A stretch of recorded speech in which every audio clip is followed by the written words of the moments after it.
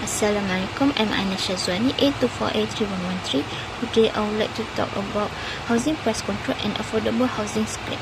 Since 1966, Malaysia has implemented housing price control and affordable housing program to address issues such as urbanization and housing shortage.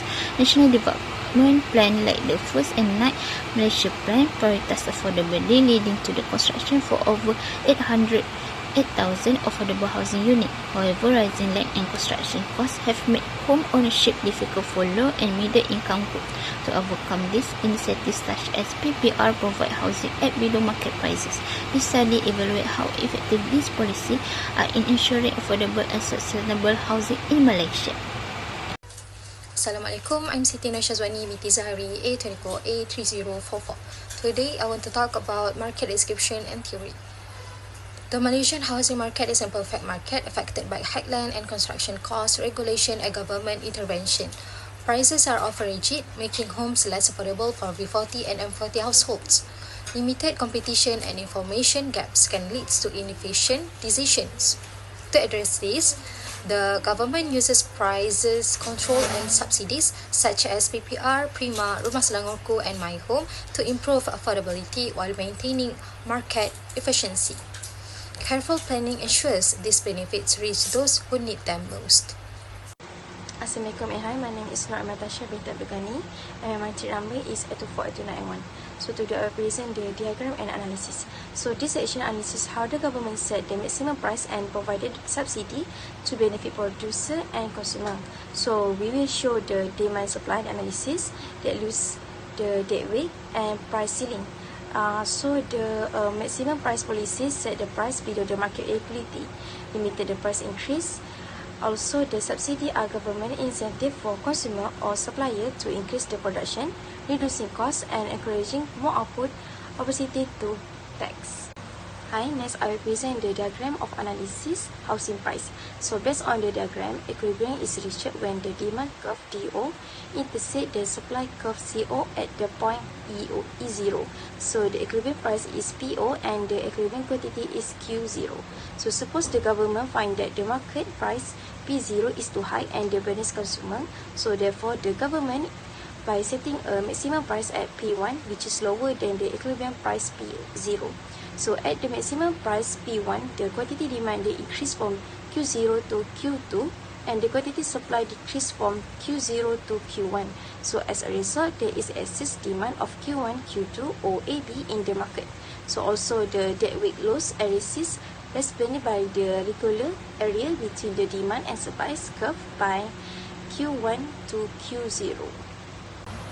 Next, I will present the diagram and analysis of affordable housing. So based on the diagram, equilibrium is situated when the demand curve D0 enters the supply curve S0 at point E0. The equilibrium price is P0 and the equivalent quantity is Q0. The increase in supply of subsidy factor by the government causes the supply curve to shift to the right from S0 to S1. At price P0, the quantity supplied is Q2, but the quantity demanded remains at Q0. This means there is an excess supply of Q0, Q2. The excess supply causes the price to fall.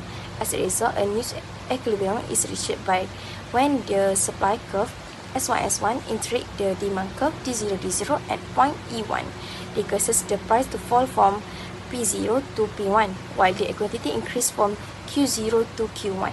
Therefore, the new and overall is when there is an increase in supply where demand remains constant, it will cause the equilibrium price to fall and the equilibrium quantity to increase. Very good day, I am Izura Isabel and my matrix number is 824A3022. I'll be reading 4.0, which is the government intervention through policies part. In 4.1, government intervention can be seen through the Rumah Selangorku policy. Rumah Selangorku is a government policy that aims to regulate the price where developers include a proportion of below market units in their projects.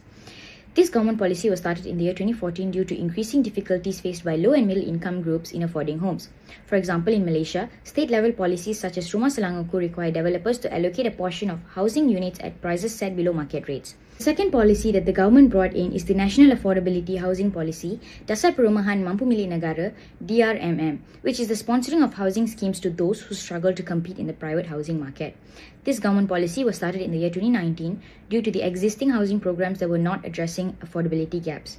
The government, through the Ministry of Housing and Local Government (KPKT), carried out data collection to understand the situation of the housing market. For example, by increasing supply, the equilibrium price for the targeted segment can be lowered, making homes more accessible to households that previously could not afford to buy. Moving on to the strengths and weaknesses of each policy, policy number 1, which is Rumah Selangorku, shows the strength that it directly improves housing affordability for targeted groups, particularly low and middle income households.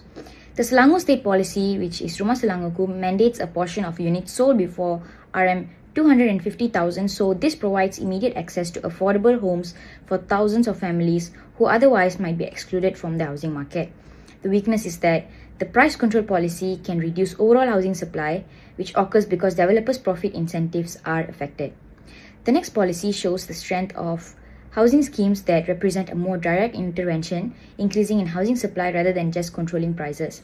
For example, programs like Prima, Rumah Web, and PRR subsidized construction, provide land and directly finance developers to produce housing for low and middle income groups. The weakness of this is that the affordable housing schemes policy, that despite increasing supply, affordable housing schemes can often face mismatch issues between supply and actual demand. Next, the implication of house price control and affordable housing program on consumer and producer. For consumer, this policy help keep housing affordable, especially for low and middle income group. By controlling house price, the government can prevent excessive price inflation and property speculation, which contributes to a more stable housing market. Affordable housing program also increase home ownership, reduce social inequality, and improve living standard. In addition, higher home ownership rates support local economic growth through increased household spending and job creation. For producer, particularly property developer, this policy help increase demand and reduce the risk of unsold housing units. Price stability also developers to plan investment more effectively, while government incentives such as subsidy, tax relief, and low interest financial help reduce construction costs.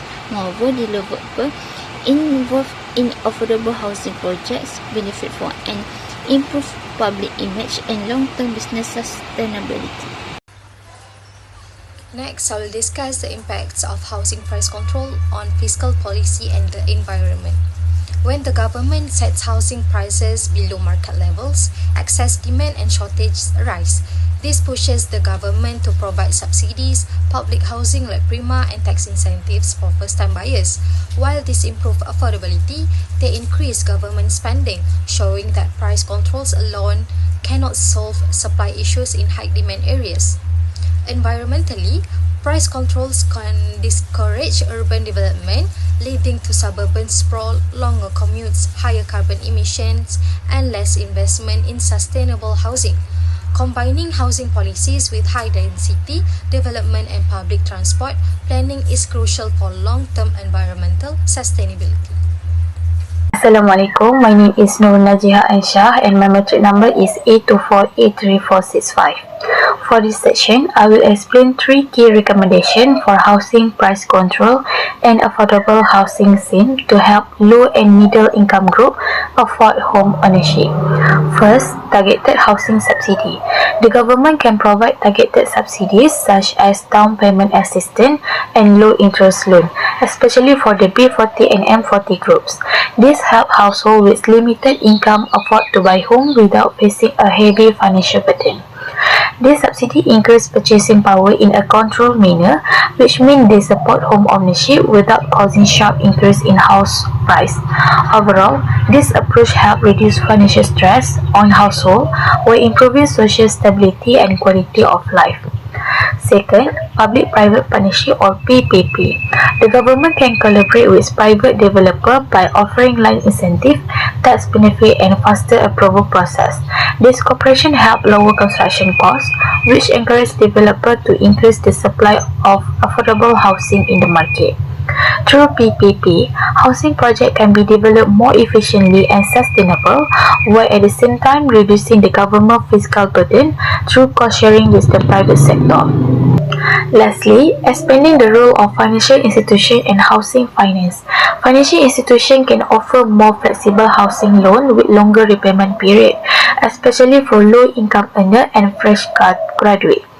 This improves access to housing finance for individuals with limited or no credit history.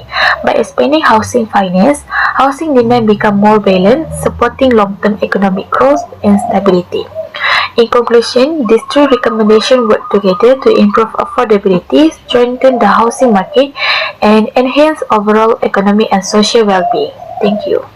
In conclusion, housing price control help create a stable and exclusive housing market. This policy prevents excessive house price increase, especially in urban areas, making home more affordable for low and middle income groups. Affordable housing program also help reduce housing inequality and homelessness through subsidy and below market pricing. With higher home ownership, local economic growth is strengthened and property speculation is reduced. Overall, housing price control promotes social equity, market stability, and long-term economic sustainability.